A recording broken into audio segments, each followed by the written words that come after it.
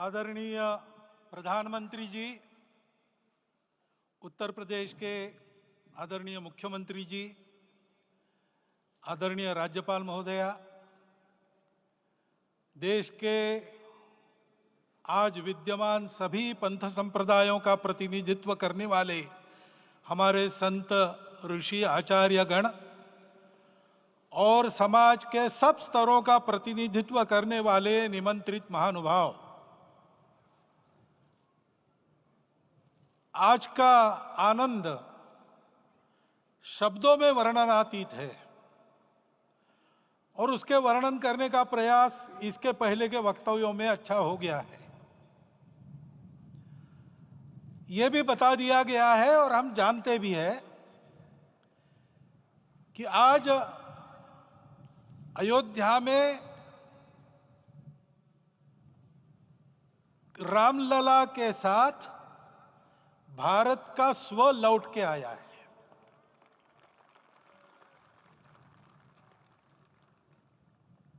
और संपूर्ण विश्व को त्रासदी से राहत देने वाला एक नया भारत खड़ा होके रहेगा, इसका प्रतीक आज का कार्यक्रम बन गया है।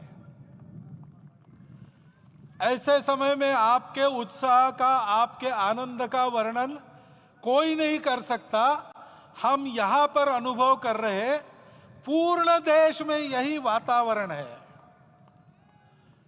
छोटे छोटे मंदिर के सामने दूरदर्शन पर इस कार्यक्रम को सुनने वाले हमारे समाज के करोड़ों बंधु वहां पहुंच न पाए, ऐसे घर घर के हमारे नागरिक सज्जन, माता भगिनी सब भाव विभोर है, सब में आनंद है, सब में उत्साह है।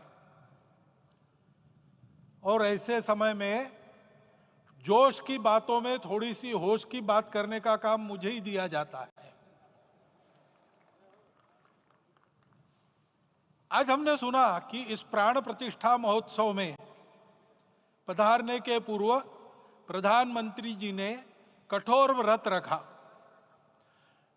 जितना कठोर व्रत रखने को कहा था, उससे कई गुना अधिक कठोर व्रताचरण उन्होंने किया।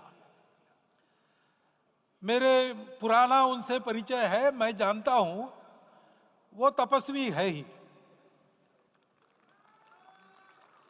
परंतु वो अकेले तप कर रहे हैं, हम क्या करेंगे।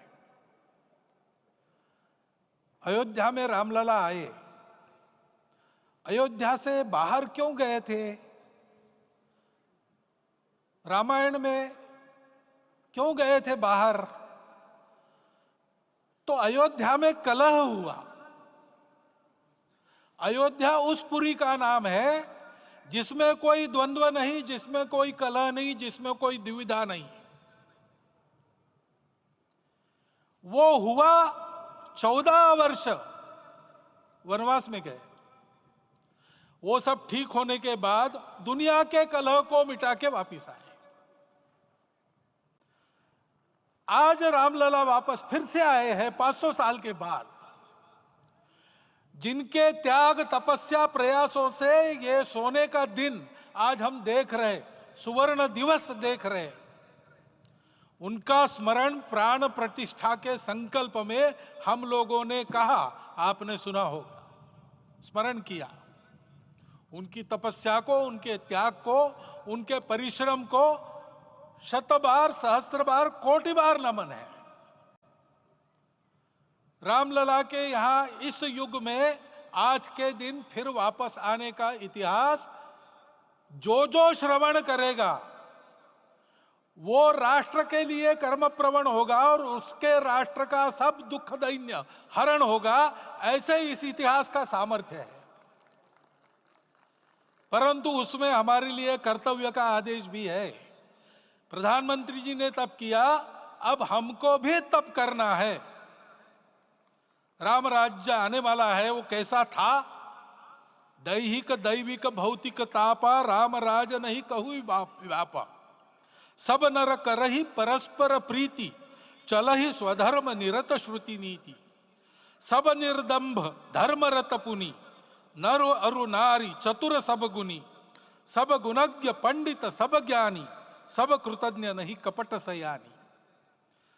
राम राज्य के सामान्य नागरिकों का जो वर्णन है, हम भी इस गौरवमय भारतवर्ष की संतानें हैं। कोटि कोटि कंठ उसका जयगान करने वाले हमारे हैं। हमको इस प्रकार के व्यवहार को रखने का तप आचरण करना पड़ेगा। हमको भी सारे कलह को विदाई देनी पड़ेगी। छोटे छोटे परस्पर मत रहते हैं, छोटे छोटे विवाद रहते हैं, उसको लेकर लड़ाई करने की आदत छोड़ देनी पड़ेगी। आखिर है क्या? ये बात बताई, वो सामान्य नागरिक कैसे थे? निर्दंभ, प्रामाणिकता से आचरण करने वाले, केवल बातें करने वाले नहीं और बातें करके उसका अहंकार पालने वाले नहीं थे। काम करते थे, आचरण करते थे और अहंकार नहीं था। ऐसे वो थे और धर्मरत थे। यानी क्या थे? इस पर कठिन भाषा में प्रवचन बहुत लंबा हो सकता है, लेकिन थोड़े में धर्म के जो 4 मूल्य जिनकी चौखट पर धर्म है, ऐसा श्रीमद् भागवत में बताया है, सत्य करुणा शुचिता तपस, उसका आज हमारे लिए युगानुकूल आचरण क्या है? तो सत्य कहता है कि सब घटों में राम है, ब्रह्म सत्य है, वही सर्वत्र है। तो हमको ये जानकर आपस में समन्वय से चलना होगा, क्योंकि हम चलते हैं, सबके लिए चलते हैं, सब हमारे हैं, इसलिए हम चल पाते हैं। और इसलिए आपस में समन्वय रखकर व्यवहार करना, यह धर्म का पहला जो पैर है, सत्य, उसका आचरण है। करुणा दूसरा कदम है, उसका आचरण है सेवा और परोपकार। सरकार की कई योजनाएं गरीबों को राहत दे रही, सब हो रहा है, लेकिन हमारा भी कर्तव्य है, ये सब समाज बांधव हमारे अपने बंधु है। तो जहां हमको दुख दिखता है, पीड़ा दिखती है, वहां हम दौड़ जाए, सेवा करें, दोनों हाथों से कमाएं, अपने लिए न्यूनतम आवश्यक रखकर बाकी सारा वापस दे, सेवा और परोपकार के माध्यम से। यह करुणा का अर्थ आज है। शुचिता पर चलना है, यानी पवित्रता होनी चाहिए। पवित्रता के लिए संयम चाहिए, अपने को रोकना है। सब अपनी इच्छाएं, सब अपने मत, सब अपनी बातें ठीक होंगी ही ऐसा नहीं, और होगी तो भी अन्यों के भी मत है, अन्यों की भी इच्छाएं हैं। और इसलिए अपने आप को संयम में रखते हैं तो सारी पृथ्वी सब मानवों को जीवित रखेगी। गांधी जी कहते थे, earth has enough for everyone's need, but it cannot satisfy everyone's greed. तो लोभ नहीं करना, संयम में रहना और अनुशासन का पालन करना, अपने जीवन में अनुशासित रहना, अपने कुटुंब में अनुशासन रहना, अपने समाज में अनुशासन रहना। सामाजिक जीवन में नागरिक अनुशासन का पालन करना। भगिनी निवेदिता कहती थी कि स्वतंत्र देश में नागरिक संवेदना रखना और नागरिक अनुशासन का पालन करना, यही देशभक्ति का रूप है। इससे जीवन में पवित्रता आती है। और तपस का तो मूर्तिमान उदाहरण आपके सामने आज दिया गया। व्यक्तिगत तपस तो हम करेंगे, सामूहिक तपस क्या है? संगच्छध्वम संवदध्वम संवो मनांसी जानता। हम साथ चलेंगे, बोलेंगे आपस में, उसमें से एक सहमति का संवाद निकालेंगे, एक ही भाषा बोलेंगे, वो वाणी मन वचन कर्म समन्वित होगा और मिलके चलेंगे, अपने देश को विश्व गुरु बनाएंगे। ये तपस हम सबको करना है। 500 वर्षों तक अनेक पीढ़ियों ने लगकर परिश्रम करके, प्राणों का बलिदान देके, खून पसीना बहाकर आज ये आनंद का दिन सारे राष्ट्र को उपलब्ध करा दिया। उन सब के प्रति हमारे मन में कृतज्ञता है। मैं यहां बैठता हूं तो मेरे मन में विचार आता है कि मुझे बिठाया, मैंने क्या किया? वो तो जो उन्होंने किया उसका प्रतिनिधि भी मुझे बनाया गया है। उस प्रतिनिधि के नाते मैं ये अवदान स्वीकार करता हूं और उन्हीं को अर्पण करता हूं। परंतु उनका ये व्रत हमको आगे लेके जाना है।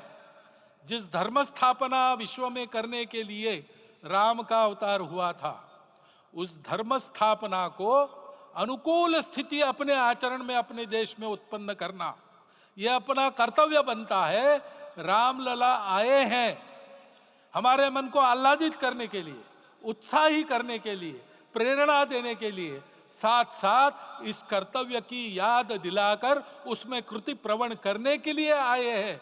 उनका आदेश सर पे लेके हम यहां से जाए।